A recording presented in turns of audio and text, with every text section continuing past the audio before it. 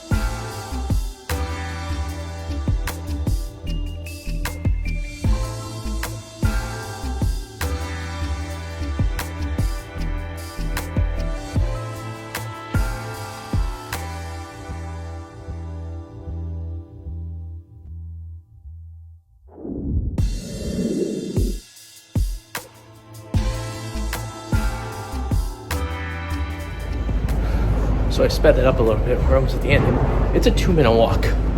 Walking at a pretty good pace from the beginning of this tunnel to the end of the tunnel. So this picture when you had the little cart that was going back and forth, it was, would help it go faster. But on problem, there was only one way. It was in a two-way. It would have made more sense if they had one going this way and one going that way. That way there was always something going in case one broke down and stuff. Didn't make any sense. So it's a good 2-minute walk from the garage to the train station. There's parking at the train station too. So you could always use that option, but sometimes that gets full. Right now, there's no too full, but it's also COVID time issues, so a lot of people aren't really taking the train or going to work, working from home, and stuff like that. So.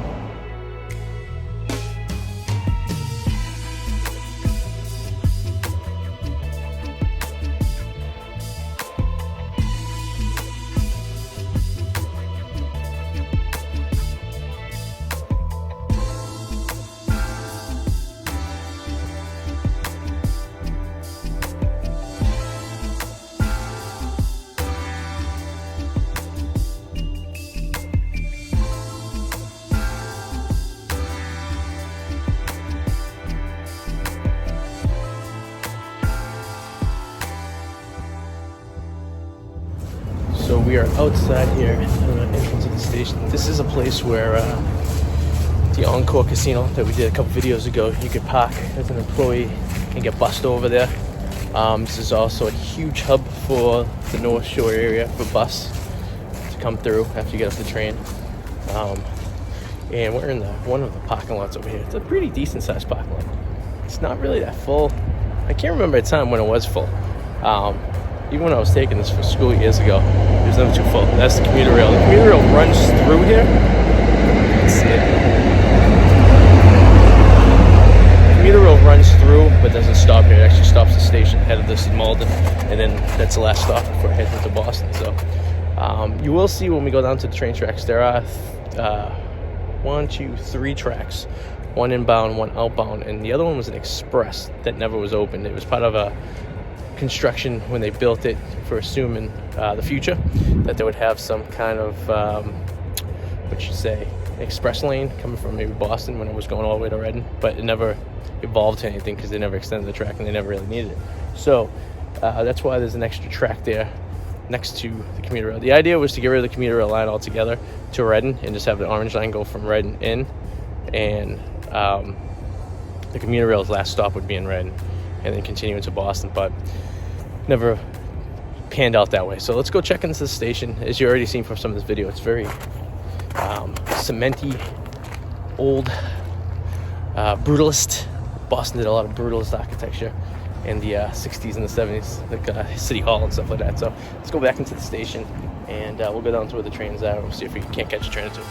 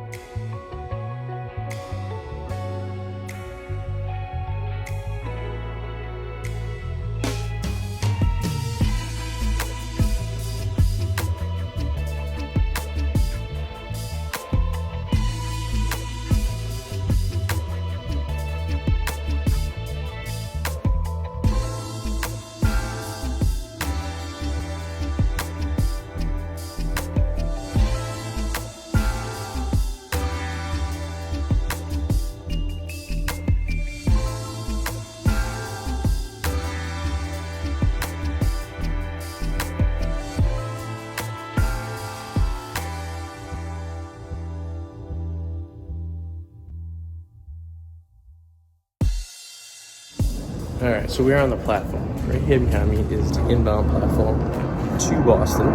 Over here is the outbound towards Oak Grove, Melrose.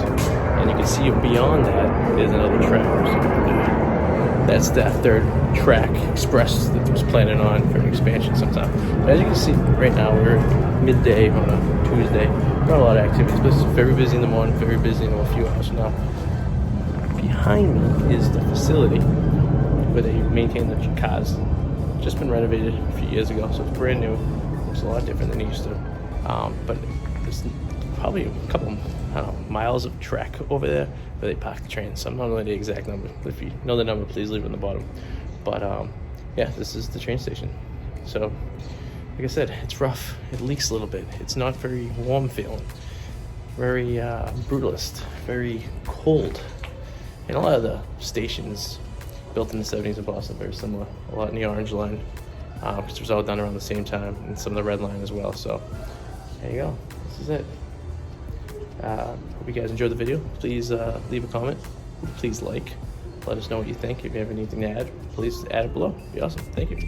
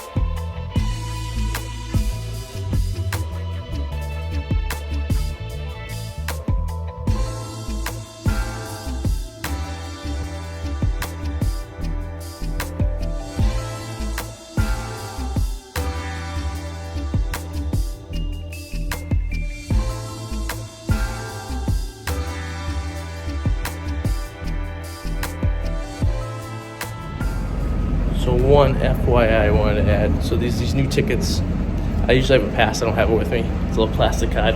But these new tickets have this little tap device built into them. So you can't use this ticket on the old machines. So they replaced half the machines with this new machine, which allows you just to tap this. You don't scan it. You usually have a magnetic strip on it, which doesn't exist anymore. So just keep that in mind.